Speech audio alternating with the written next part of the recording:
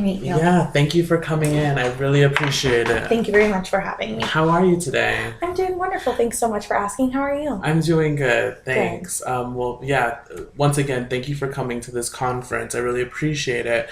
We're just going to go over some of your son's academic needs when it comes to literacy. But first, I just want to say that I love working with your son. He's a real pleasure to have in class.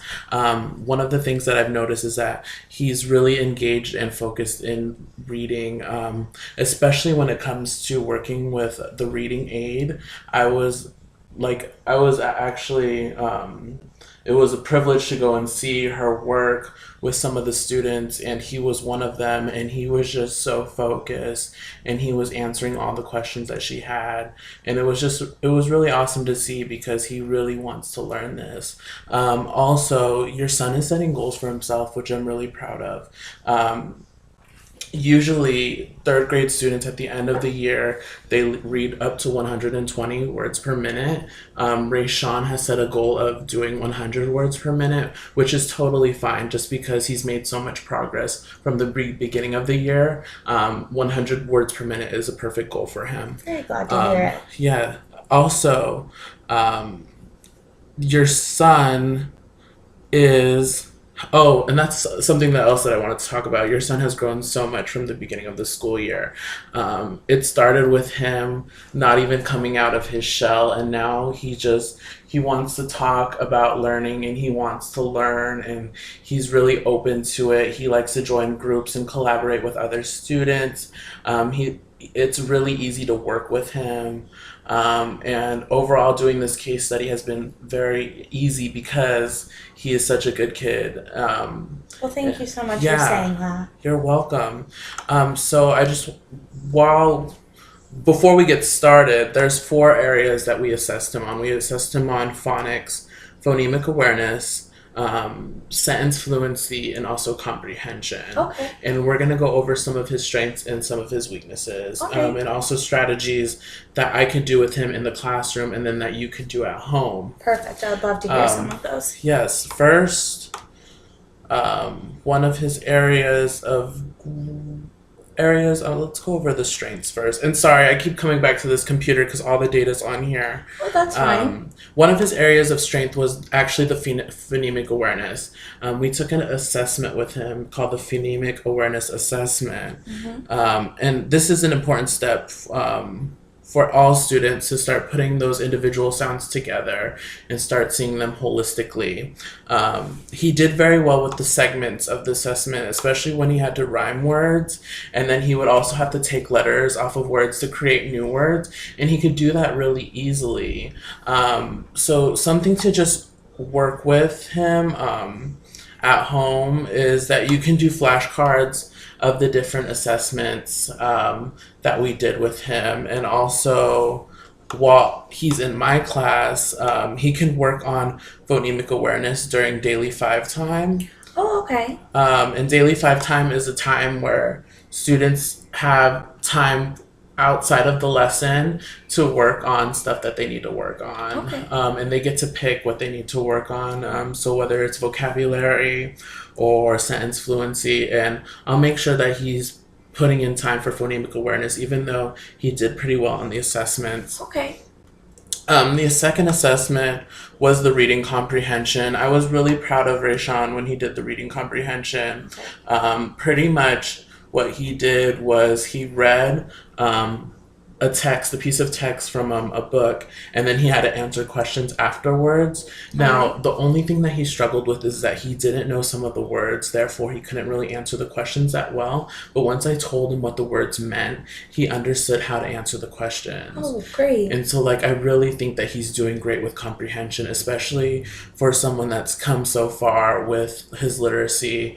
It's really exciting because that's one of the final steps that he needs to have in order to start progressing. So he's doing really well.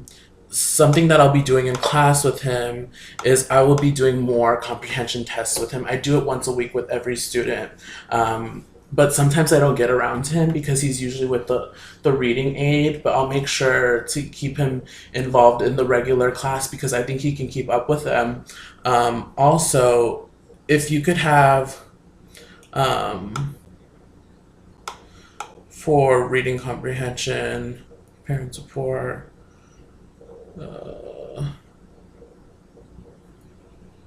So just at home, if you could make sure whenever he's reading at home to just ask him some questions about what he's reading, Okay. and if it's making any sense to him, because we don't want him just to be reading words and it not be comprehending through his brain. All right. But like I said, it's one of his areas of strength. Now, one of his areas of growth happens to be sentence fluency. Oh, all right. This is where he struggles the most with. Okay. We did something called the San Diego Quick Assessment, in which what it was he pretty much had to go down a list of words, and what we were looking for is if he ever stumbles, or he just can't flat out read the word, or he just stutters, or can't get through the word pretty much.